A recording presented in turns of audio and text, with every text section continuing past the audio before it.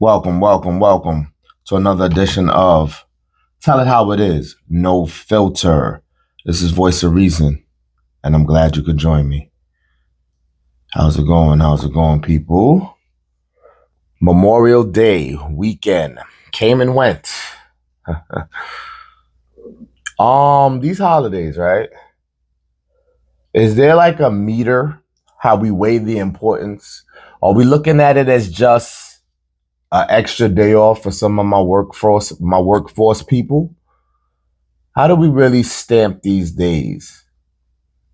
Who made these days important? Who said these days matter? I don't know. These are just questions I have. I'm not judging or being sarcastic about it, even though people who really know me that indulge know that I can be very sarcastic. But really, truly, Memorial Day. Now, that one, I was generalizing that comment, but for Memorial Day, it does hold weight. Those are the veterans and everybody who served for us. So I cannot minus that fact. You know, when I ask who chose to make this, these holidays important, I meant like the selection of the dates and all of that. How is that organized? Maybe there's Google that can help us. I was just asking that to put that out there to see if anyone is as curious as me. Obviously, I haven't done the research, but yeah, our veterans and people who served for this country makes that important enough. So salute to you and everyone like you. We appreciate your services. Hope you're still living and well and in the best of health. And rest in peace to those who aren't. You're still just as important. Okay. All right. Let's go right in. Most people are nosy, not concerned. That's why keeping your privacy is very important. Discussed on how many times, how many platforms, how many segments. Life be lifing, right? You know what I mean? How you choose to handle that and how you go through the motions is on you. It's absolutely important to have a support system, someone you can turn to, someone that cares genuinely. You select who that is. But the problem is it's tainted. Our vision is a little blurry. We confide and discuss things with people who we think have our best interests at heart, who we think is genuine, who portrays genuine. But are they truly genuine? And you may be very locked in mentally and could read the room and feel like there's no doubt in your mind who you choose to vouch for. But people are tricky. So as sharp as you may think you are, that doesn't mean they're not a step ahead of you in their trickery. Not to get you paranoid, not to feel like there's no genuine people. I'm just saying, are you 1,000% sure you are always reading the room? Not just because they was good today or they helped you in one scenario means that they're there for the long haul as your genuine support system through good, bad, ugly. Whatever you're going through, whatever they're going through, they still show up. If they do, salute. But from my perspective, I feel like people just want to know your fucking business. If it's good, it's whack. They're uninterested. They don't want to really hear that. When it's bad, that's what they want to hear. They get an adrenaline rush. They're more tuned in. You get more energy. It's sad. You get more energy and more attentiveness when it's bad news, when you're going through something, when shit ain't right. You don't notice that? Is that not a sign? Is that not a slap in the face that that's all they want to hear? When people go, what's up? What's going on? How you? These sound innocent. These are innocent quotes. How you? How you, fam? What's good? What's been good? What's up? Watch it. My line for everybody, most people, no news is good news. You're a little bit too hype to hear fuckery. I don't know, man. You know, you got to take your own approach with that. What does your gut tell you? That's all I be saying. You know what I mean? Because people just, man, I don't want to make it seem like there's no hope. If you select correctly and you can vouch, you have enough receipts, continue as you is. Because let's not stray away from the fact that I do agree that we need support and we need people to turn to. We need people because times are going to kick our ass. And you don't really want to hold that in and sit on that. You know, I always say, you know, therapy, if worst case, if you had solid parents, you could still go to your parents. Find something genuine is all. Study hard, read the room very vigorously because you think people are cool. People are not cool. And if you notice, if you don't ever really get to their talk of their life and what they got going on, you should revert that. You should revert the energy back to them because people who aren't doing good, I promise you, they don't want you doing good most of the time. But they don't really get there because, you know, they come with this energy like they want to help or they care. So now the focus is all about your story and that be all, you know, put them on blast. Yo, how you doing? Because that's the sad part. The sad part is that people who are nosy and not concerned and want to just be in your business are dumb because the person they're plying on may be of help to they shit. You ever think that?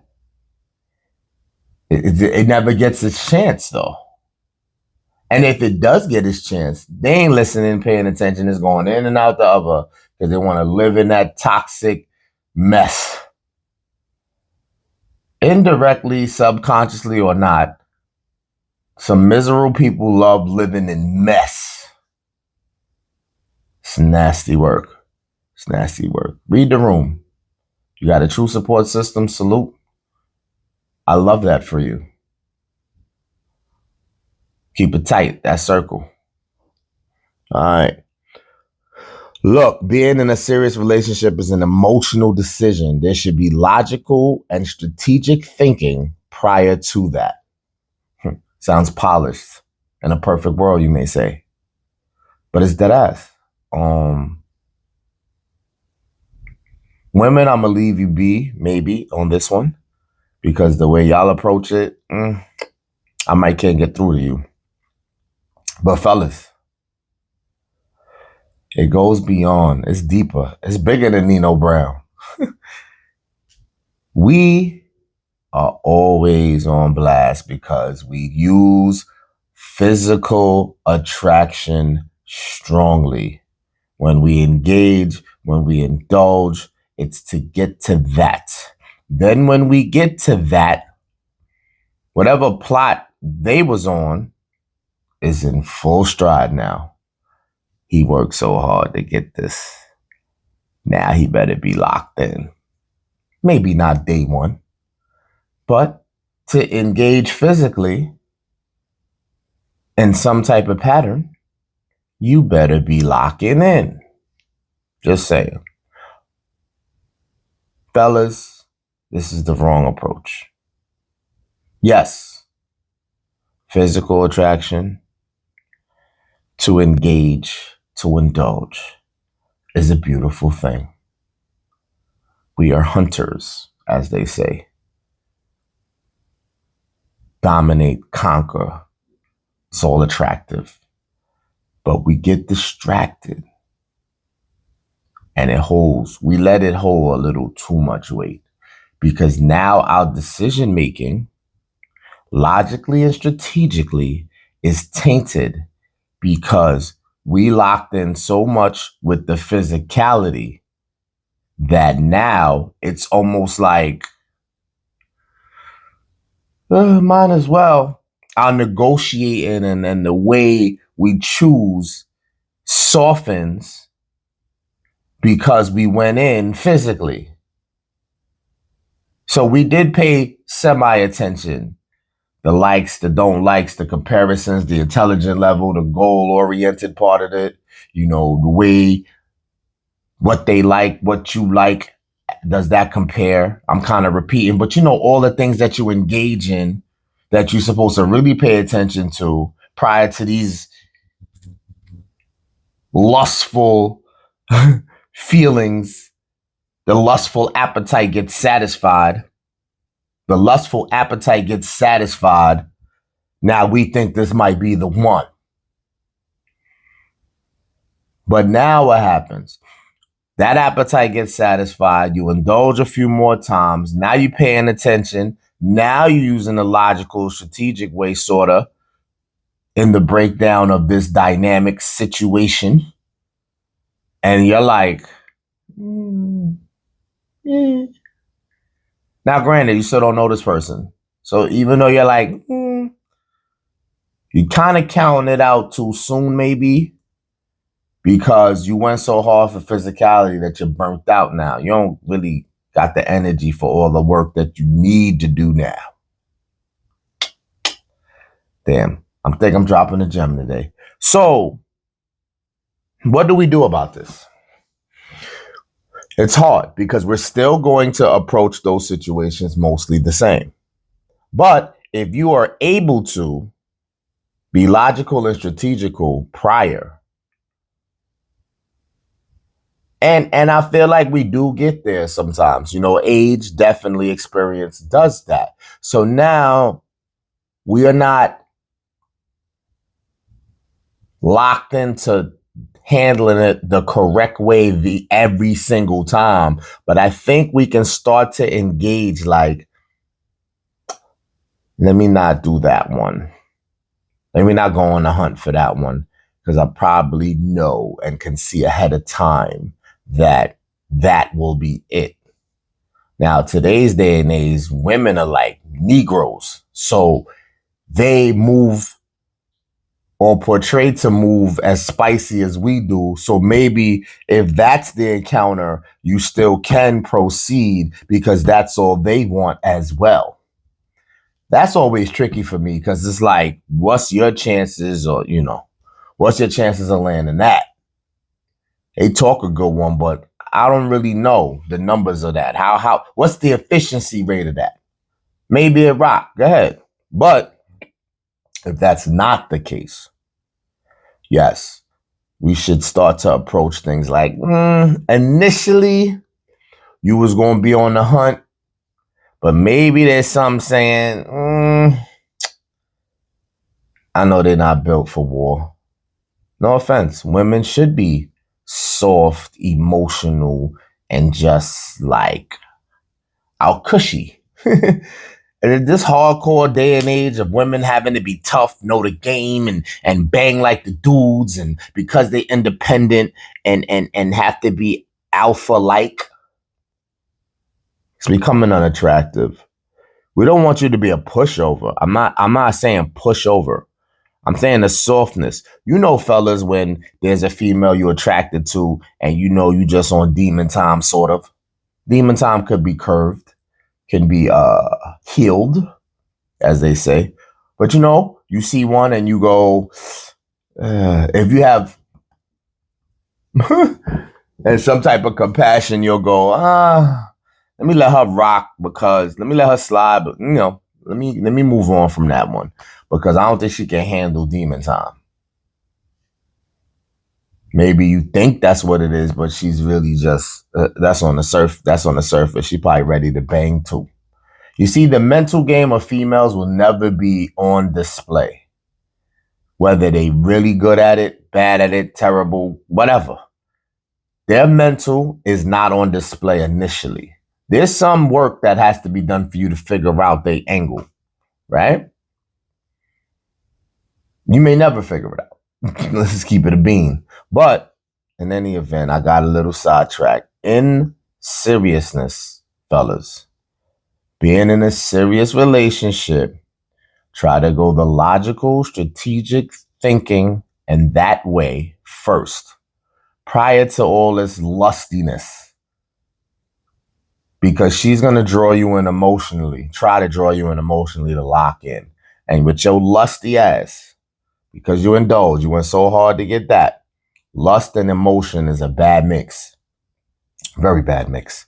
So take heed to that and try to approach things differently is all. If you don't care how shit blow up, mess up, shit get twisted because you just living in moments of fun, just be strong then and be able to handle all those surprises because you will get some shit thrown at you. Shit will turn left. Shit will get messy. Miscommunication. People thinking different things. That all just gives me a headache thinking about it, right? Because you can't pretend for so long. Maybe some people can. They're Oscar Award winners. But that shit takes energy to sit there and pretend you're into something or just going along with the program for what you specifically like about the situation and not be willing to conform and really take a dive at it. And this is not coming from a judgment zone or somebody who has it all figured out. I'm just saying that shit could get rough. So take heed, right? All right. Choosy chicks that choose you versus an abundance of women who choose everyone. It sounds like somebody's looking for the easy way out. So when you choose the abundance of women who chooses everyone, they don't like you for real. And you think that that might be better because you're on your shit. You're on your, I'm just having fun. I don't want nothing crazy. The problem is, it's bad business right here. These days, I'm trying to give women the grace and not really talk bad about them. I've been told a lot of things. And this is voice of reason. That's why I try to have more than one train of thought with it and not even use my experiences too much to taint the overall view. But there's levels of women and they all mostly portray the same value button, how they should be treated, how they should be approached, take them serious. They are the narrators, the dictators. So, fellas, you're jamming yourself up. Choosy chicks that choose you versus an abundance of women who choose everyone.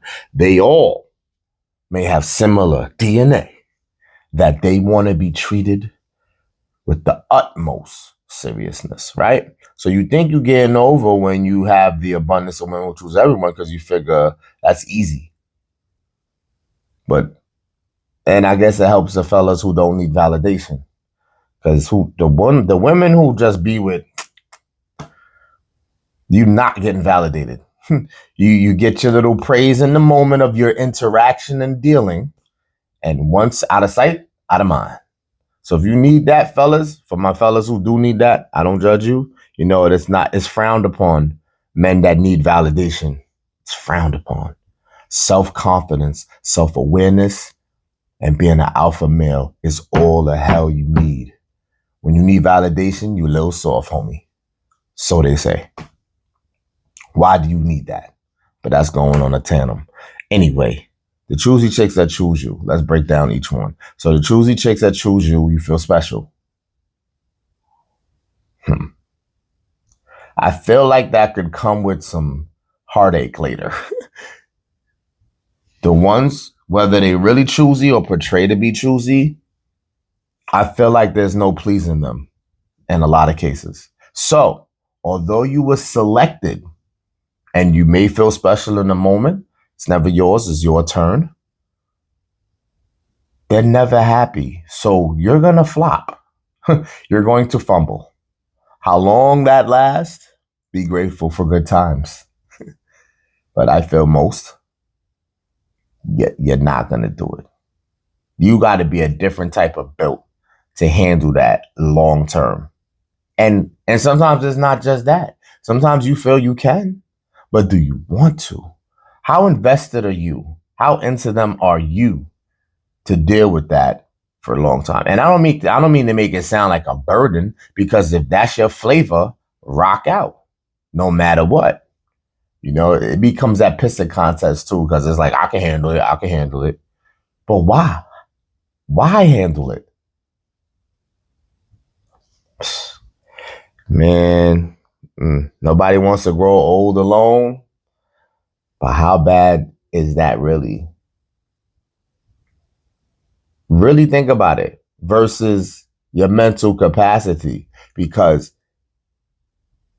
you may not think it's affecting you in a bad way, but shit could be fucking you up. Listen, it may not be that. So again, the choosy chicks, I feel they'll never be happy all the time. And no one is happy all the time, meaning like you'll never please them enough at some point, Anyway, but good luck with that. And hopefully I'm wrong. The abundance, they're never happy either. Like when I say happy, that is a delusion to think that happiness is 24/7. What I'm saying is the satisfaction and the security of knowing that this is where they want to be, and they see the light, they see your worth, they see the value, and through good and bad, they're going to be there because they see the bigger picture. That's my problem. That's where I don't have a lot of faith. So the choosy chicks, I don't really see them having that vision. And then the ones who choose everyone, they don't have the vision either. They're both a loss. You're taking a loss, fellas, sorta, because the one who chooses everyone, they're never satisfied either. That's why they choose. They got to keep it moving, keep it pushing. It's that Negro stuff when women got to be. And then the choosy ones, yeah, they more settled in the sense of they're not choosing everyone, and you should feel privileged in the moment. They never satisfied neither. It's just too picky. Women, you're your own downfall in a way. You're too picky ass. Who the fuck? Who you think you gonna get? Standards is one thing. Standards and knowing yourself, knowing what's healthy for you mentally. When you really break that down, we go back to logical and strategic. I salute you on that. So it's not to tear women apart all around the board. But when you're too freaking picky, or when you're not picky enough, you got a problem. You got a problem. There's nothing else you could tell me. You got a problem. All right? So, all right, cool. You got to teach people how to treat you. Pause for that. That's the final one. Let's pause. Make sure you subscribe to the channel, Voice of Reason NF on YouTube. Like, comment, subscribe. Pardon the sounds in the back. We have terrible weather all weekend up to now. The weather's been basura.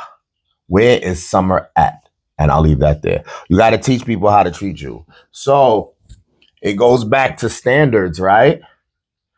How you move, how you is. Now, you don't have a servant. Both sides. You don't have a servant. So when I say teach people how to treat you, they're not at your beck and call or follow and listen to everything that you say and move how you want them to move on every occasion. It's give and take. It's compromise. So each person in this equation got to get some teaching, and y'all share or try to split that evenly. But speak up on the things that make you happy, the things that bring you joy, how you want your partner to be in your presence on a good day, and vice versa. You be there for them on a good day. And then y'all can balance this shit out. You know what I mean? Because to just exist, it goes back to to just exist sucks. You know what I mean? You get in a situation and it's cool, honeymoon phase, shit is rocking. How did you approach that? How did that become? And you're kind of just going because there's something going on. You're not by yourself. Something's occupying your time. But is it really good? Is it really that? Or are we just existing because, whether we deserve it or we think we just deserve it and it's not backed up by actually deserving it because you didn't put in the work, you find yourself in situations like, how the fuck did I get here? Why am I here? For real though. And you add value to yourself. You grind, you do all the responsible things you can at the best of your ability. And you feel like this is a byproduct of it, a reward to have someone to go to have someone to be around, to spend time away from grind time. It's good to have time to yourself, but I know some of that time to yourself, you want to incorporate someone. It just seems like the setup, like that's how you should have your life. Your life should be work 80% of the time. Kids in the mix of that during the work, during the off work. So the 80-20, 80% of your life is work for most of the time, right? 20% is not. Your kids are in all of that, right? So now the 20 when you're not working, how much of that is alone time? And then the other part of that, you want somebody in there. It just seems sensible, right? But are we choosing the right person for that? Or making the best foot forward at attempting to choose the right person? Or are we just indulging to indulge, existing? Sit on that. Tell me the truth with that. How many situations are like that right now, currently, as I say it? And then you wonder why there's a void. You wonder why you feel like something's missing. Or maybe you're just shutting down or cutting off that part of your brain that will allow you to really see and really approach this differently, where it's not negative. It is a situation for you that helps you, that could be very beneficial if you really open up and unlock every part of you to read this situation for what it really is and what it really could be. That's deep. You ponder on that for a few. Tell me how that works for you. So you know me. So the next time, them 3 P's. Stay positive, stay progressive, and stay pushing. Peace.